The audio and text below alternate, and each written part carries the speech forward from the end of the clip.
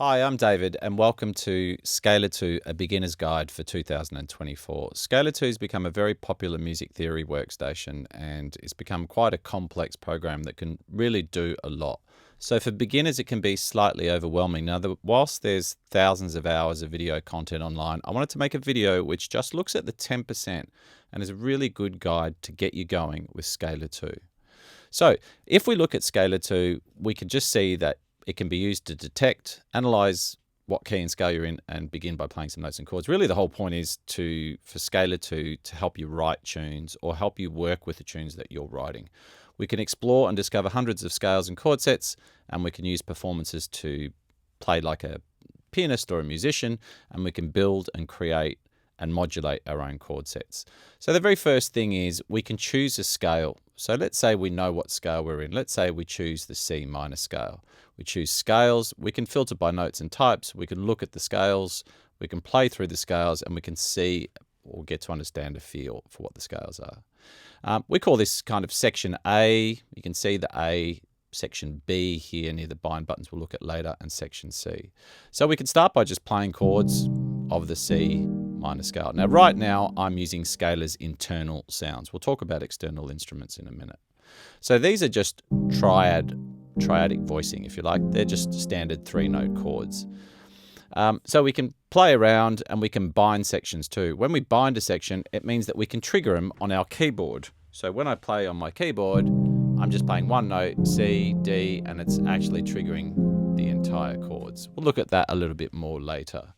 Rather than have just the triads, we can flick through the triad menu and we can play sevenths, which are just thicker versions of those chords. There's ninths and so forth. We can also use different voicings. So rather than play a standard C minor scale or the triads of a C minor, we can go to voicings. And what voicings are is they're a really, really cool way to use the same chords but voiced like they would be in popular songs. So all of a sudden we've got these really nice pre-made songs. Now the point of these voicings is you can just stick to, say, the 1, the 4, the 5, and you can go through and you can look at different ways that 1, 4, and 5 is voiced. You can even go to 6s and 7ths. And there's also variations, and variations are just, for example, if you want all the variations of a C chord. So there's many ways to work with that. If we were to go back to triads, one of the things our users love to do is turn voice grouping on. And what that does is no matter what chords you play in Scalar, there's loads of profiles, but we're going to stick to just the dynamic voicing up the top here. It keeps all your chords, whatever you play in Scalar, all at around the same place. That is, it voice leads and voice groups really nicely. So everything sounds together and thick. And no matter what you do or what scale you choose, all the chords will always work closely together. It's a really nice way to explore Scalar 2. If we want to start from scratch, we just come up to the S menu and we can just clear the state. Here I've got a chord progression. They're just MIDI chords, and I've just brought them into Scalar, and I want to find out what chords they are and what key and scale they're in. Now you can do this with audio, but right now we're doing it with MIDI. So with Scalar 2 on the channel, I hit the record. It's in MIDI mode. I could have changed it to audio or even opened an audio file, but in MIDI mode, because that's what I'm detecting, I just hit record and then hit play on my DAW.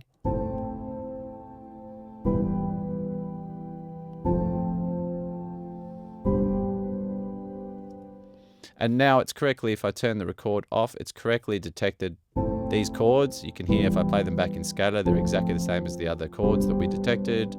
And now I can drag them into what we call our progression builder, or section C. Now you can do that in multiple ways. You can multi-drag, or you can select them all and add to the current pattern.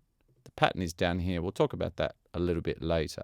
Or I can just drag them straight down. Once I've dragged them, of course, I can just play on my keyboard. So you'll see here, on this keyboard here, the notes that I'm playing. If I start at C2, down the bottom here, just playing one note, and it's actually triggering that entire chord. Let's say that is my chord progression and I want to go further because that MIDI file only had 4 chords. So I'm going to get rid of it. Now I want to basically create a chord progression. Scalar 2, we have suggest mode. And what that enables us to do is suggest chords based on our current chord progression. So here, these are my chords. I want to add to that and I want to minimize the movement. That is, I want to keep the voicing together. So from here, I can choose any of these chords. Now you'll notice this one sounded slightly out of scale, and that's because it is. When they're dark, they're actually saying that they don't share any of the keys of the current scale you're in. And of course, when we Scalar detected those chords and correctly told us we were in the A minor scale. But I can add any chords. Let's say I go back to a variation of that A minor. I'll come back to an F major. I'll go into an A sharp major. Now, the light grey is saying it's not in the scale, but it shares some keys. So it's more compatible than the dark grey. And let's finish off on, let's go on A minor over E. So now I can close suggest mode, and here I have a new chord progression that I've built using suggest mode.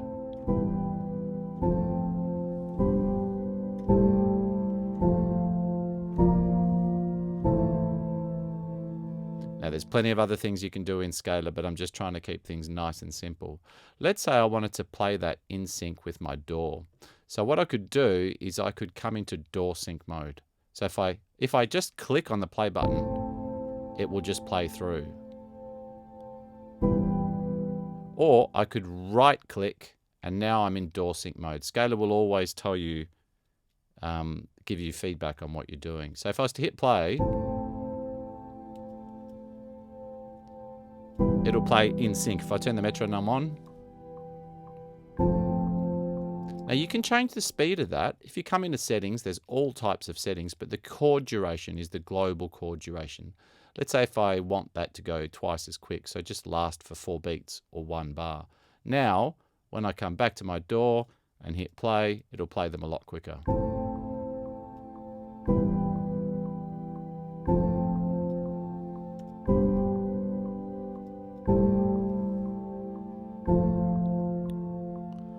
Of course, I don't have to be in DAW Sync mode. I can right click to turn it off. I can do many things here.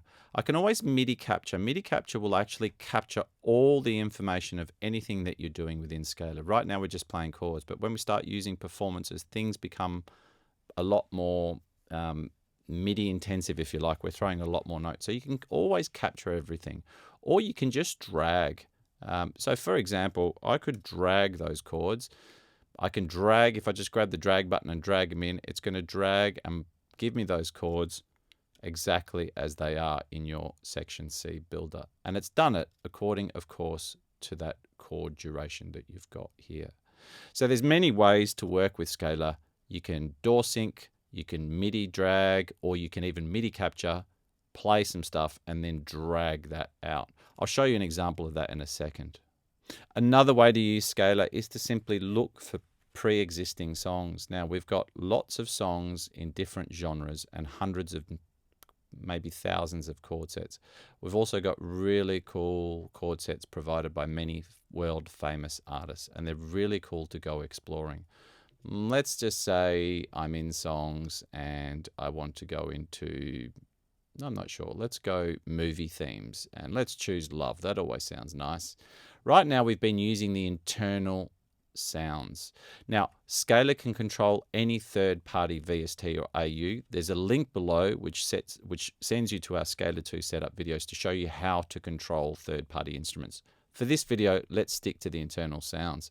So there's loads of internal sounds. I'm doing a movie theme here. I've pulled up the Love chord set, and now I'm just going to turn on Brass Ensemble. If I bind that, you can see this chord has more than 8 chord sets, so it's binding a larger area, and you'll see me again playing through that chord set here.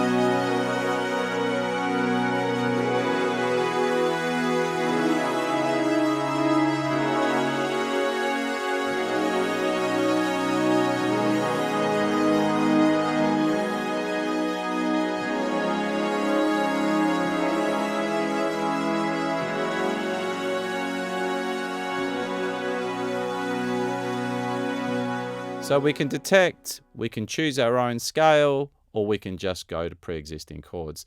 Because I've chosen this chord set, you can see it's told us you're in B major scale. It fits 7 of the 8 notes and 11 of the 12 chords. That's because it's using this G sharp sus4 chord. We can pull any notes we want down the bottom. You can multi-select, you can choose any chords here. So let's say I hold the Command key in a Mac, and I just choose the individual chords that I want. Let's say I choose these 4 chords. And I can drag just those 4 chords down to this section. Now let's go back into DAW Sync by right-clicking. Now I can turn on performance. Let's go to a synth sound. Let's choose Celestial Existence. Now, rather than just playing the chords, I can actually play a performance. And what a performance does is we can use arpeggios. And it's triggering these chords, of course. Pretty straightforward. We can do guitar strumming, or we can use performances, phrases, rhythms. We can find a bass line, melodies, sequences, and strum sequences. Performances are fantastic because it just plays the notes of your chord.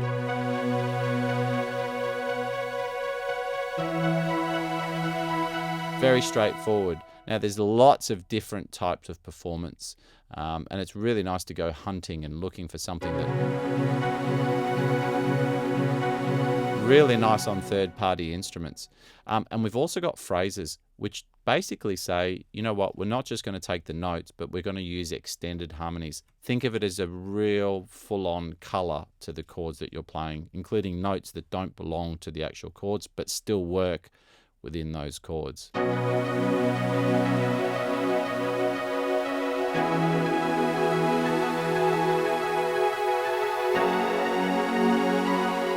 So you can do some really cool things. You can choose any different type of sound. You can go vintage keys.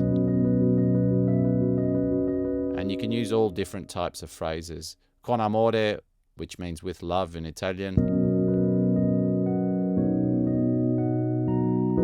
Don't forget, there's all types of settings, and there are plenty of other videos which go in how you can really kind of move on from that too, and choose variations on those performances. Then we've got keys lock. Keys lock is really cool. It's a really good way to play melodies. So for example, if I just turn DAW Sync off and turn the bind button on by clicking on C, now I can play those 4 chords. You can see those 4 chords bound around here.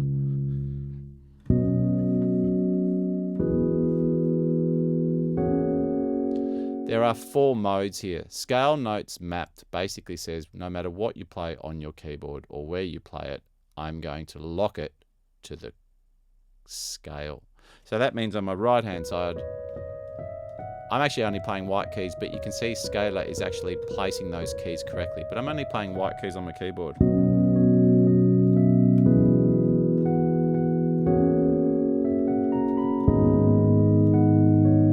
So it's just a really cool way of making sure you're in scale. There's plenty of other things too. There's white keys only, so no matter what key and scale you play. And there's another one called chord notes and chord extension. Chord notes locks to the actual chords that you're playing. So when I trigger my B major add 9th, on my right hand side, no matter what notes I play, they will stick to the chord. Now you can see over here where I'm playing on the keyboard. I'm playing CDE, and you can see where Scalar is placing it according to the chord. And when I change chords, if I still play those same notes, it'll move it to the chord note position.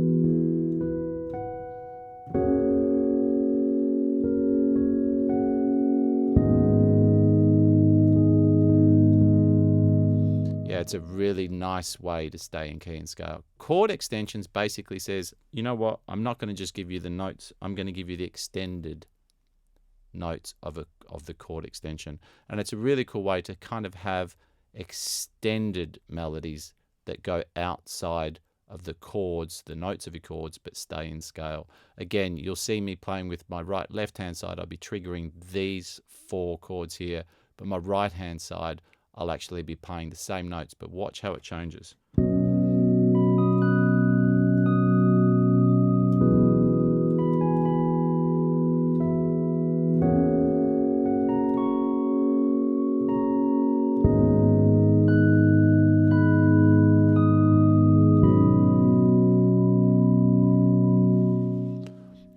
It's a really another cool way to use Scalar. So you can choose your chords, you can choose different performances, you can choose your voice grouping, you can choose all different types of voicings, and you can turn keys lock on to play melody. You can MIDI drag, you can MIDI capture, or you can DAW sync. There are so many other things to do in Scalar. You can use it as a guitarist would use it. You can look at chord charts and you can see different positions or voicings, fingering where you would play the chords on your guitar. There's a great guitarist video in the link below, Scalar to a Guitarist Guide, which is well worth checking out if you're a guitarist. There's also a fantastic modulation page. Now, modulation is, there are several presets, enables you to write big theme scores using chromatic mediants, modal interchange. You can modulate from one scale to another simply by choosing another scale. It'll show how you get there. There's a wonderful modulation video in the link below if you want to further explore that too.